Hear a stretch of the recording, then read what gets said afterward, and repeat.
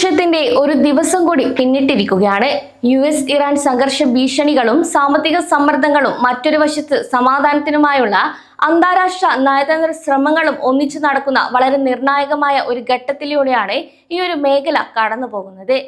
UAE-യിൽ ജീവിക്കുന്ന പ്രവാസി മലയാളി സഹോദരങ്ങളെയും വ്യവസായികളെയും സാധാരണക്കാരായ താമസക്കാരെയും സംബന്ധിച്ച് ഈ ഒരു വിഷയം വളരെ പ്രധാനപ്പെട്ടതാണ്.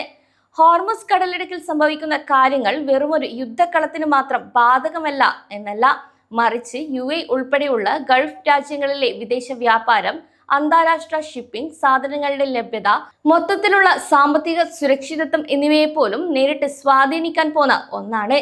അതുകൊണ്ട് തന്നെ കഴിഞ്ഞ 24 മണിക്കൂറിനുള്ളിൽ US-ഇറാൻ സംഘർഷവുമായി ബന്ധപ്പെട്ട് പുറത്തു വന്ന UAE-യിലെ ഓരോ പ്രവാസിയും നിർബന്ധമായും അറിഞ്ഞിരിക്കേണ്ട കാര്യങ്ങളാണ് ഇന്ന് പറയുന്നത്.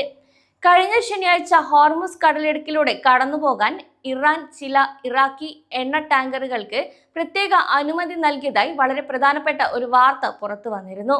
ഹോർമുസ് കടലിടുക്കിലെ ഗതാഗത നിയന്ത്രണങ്ങൾ കാരണം സ്വന്തം രാജ്യത്തു നിന്നുള്ള എണ്ണ കയറ്റുമതി പൂർണ്ണമായി തടസ്സപ്പെട്ടതോടെ കടുത്ത സാമ്പത്തിക പ്രതിസന്ധി ഭയന്ന ഇറാഖ് ഇറാന്റെ മേൽ വലിയ സമ്മർദ്ദം ഉണ്ടാക്കിയിരുന്നു. ഇതിന്റെ ഫലമായാണ് ഇറാഖി ടാങ്കറുകൾക്ക് കടന്നുപോകാൻ ഇറാൻ ഭാഗികമായി അനുമതി നൽകിയത്. എന്നാൽ UAE നിവാസികൾ മനസ്സിലാക്കേണ്ട ഒരു കാര്യം, ഇതൊരു പ്രത്യേക ഇളവ് അഥവാ എക്സ്പെൻഷൻ മാത്രമാണ്. അല്ലാതെ ഹോർമുസ് കടലിടുക്ക് സാധാരണ ഗതാഗതത്തിനായി പൂർണ്ണമായി വീണ്ടും തുറന്നതായി ആരും തെറ്റിദ്ധരിക്കരുത്. നിലവിലും ഈ ഒരു ജലപാത വഴിയുള്ള വലിയ കപ്പലുകളുടെയും ചരക്കുകളുടെയും നീക്കം ഗണ്യമായി കുറഞ്ഞിരിക്കുകയാണ്. കടുത്ത സുരക്ഷാ അപകട സാധ്യതകൾ ഈ മേഖലയിൽ ഇപ്പോഴും തുടരുന്നുണ്ട് എന്നാണ് സൂചന.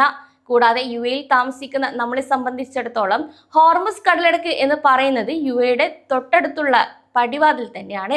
അതിനാൽ ലോകത്തിലെ തന്നെ വലിയ ഊർജ്ജ ചരക്ക് ഗതാഗത പാതയായ ഈ ഒരു ഇടുങ്ങിയ കടലിടുക്കിൽ തടസ്സങ്ങൾ നീണ്ടു നിൽക്കുന്ന ഓരോ ദിവസവും അത് UAE-യിലെ വ്യാപാര മേഖലയെയും പ്രാദേശിക വ്യവസായങ്ങളെയും സാധനങ്ങളുടെ വിലക്കയറ്റത്തെയും ബാധിക്കാനുള്ള സാധ്യതയും ഇവിടെ വർദ്ധിക്കുന്നുണ്ട്.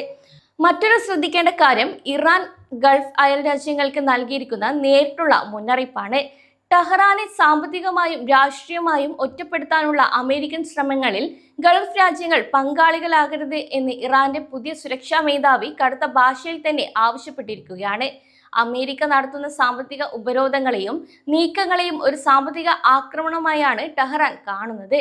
ഗൾഫ് മേഖലയിൽ ജീവിക്കുന്ന പ്രവാസികളെ സംബന്ധിച്ച് ഇത് വളരെ നിർണായകമായ ഒരു സൂചന കൂടിയാണ്. കാരണം അമേരിക്കയും ഇറാനും തമ്മിലുള്ള ഈ ഒരു ഏറ്റുമുട്ടൽ വെറുമൊരു സൈനിക തർക്കത്തിൽ ഒതുങ്ങാതെ ഹോർമുസ് കടലിടുക്കിനും അപ്പുറത്തേക്ക് വ്യാപിക്കുന്ന വലിയൊരു സാമ്പത്തിക പോരാട്ടമായി മാറിക്കൊണ്ടിരിക്കുകയാണ്.